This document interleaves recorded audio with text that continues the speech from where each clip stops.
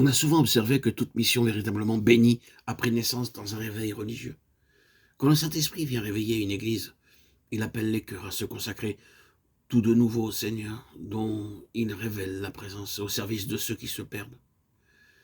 Il invite avec force les rachetés du Seigneur à travailler pour lui. C'est ce qui eut lieu à Antioche. Il y avait là des prophètes et des docteurs qui vaquaient au service du Seigneur et qui jeûnaient, tout en vaquant au service public dans l'Église. Ils savaient se séparer du monde et renoncer à eux-mêmes. Leur maître était remonté au ciel.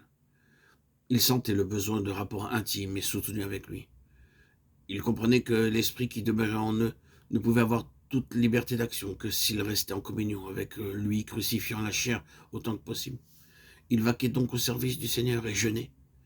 C'est dans cette disposition-là que les trouve le Saint-Esprit lorsqu'il vint désigner deux d'entre eux pour une œuvre spéciale et se servir des autres pour séparer Barnabas et Saül, en présence de toute l'Église.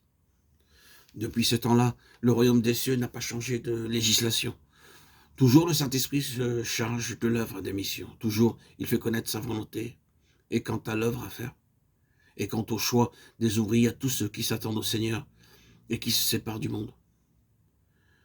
Quand le Saint-Esprit a mis à l'œuvre des hommes de foi et de prière, il est naturel qu'on admire ce qu'ils font, qu'on soit frappé de l'accord de leur conduite avec l'Écriture et qu'on cherche à les imiter. Mais il se peut qu'alors l'action de l'Esprit, la véritable consécration, le véritable amour pour Jésus ne se trouve là qu'à un très, très faible degré. C'est trop généralement un intérêt de ce genre qu'on porte aux missions. Et c'est pour cela qu'il faut recourir à tant de requêtes et de pourparlers, à tant de moyens de bas étage pour plaider la cause des missions auprès de ceux qui devraient les soutenir. On connaît le commandement du Seigneur à l'égard des missions parce qu'il est dans son livre, mais on n'écoute pas la voix de l'Esprit chargé de révéler sa présence toute puissante. Il ne suffit pas d'engager les chrétiens à prendre plus d'intérêt à cette œuvre, à prier et à donner davantage. Il y a quelque chose de plus essentiel encore.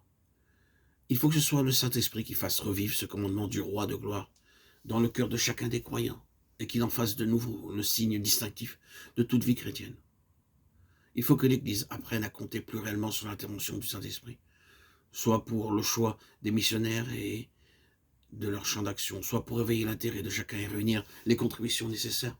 C'est dans les missions qu'on entreprend en priant et en s'attendant à l'Esprit qu'on peut être sûr de son action puissante. Qu'on ne pense pas qu'en parlant ainsi, nous voulions détourner les croyants de travailler à toute la partie pratique et matérielle des missions. Il y a beaucoup à faire, beaucoup de choses qui réclament un travail diligent.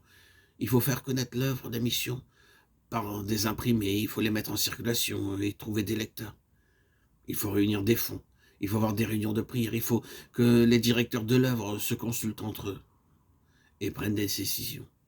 Tout cela est nécessaire, sans doute, mais on ne s'en acquittera bien et d'une manière qui plaise au maître que dans la mesure où l'Esprit sera là. Oh, puissent tous les membres de l'Église en venir à comprendre que l'Esprit a été envoyé du ciel pour être l'Esprit des missions, pour appeler et préparer les disciples de Christ à rendre leur témoignage jusqu'aux extrémités de la terre.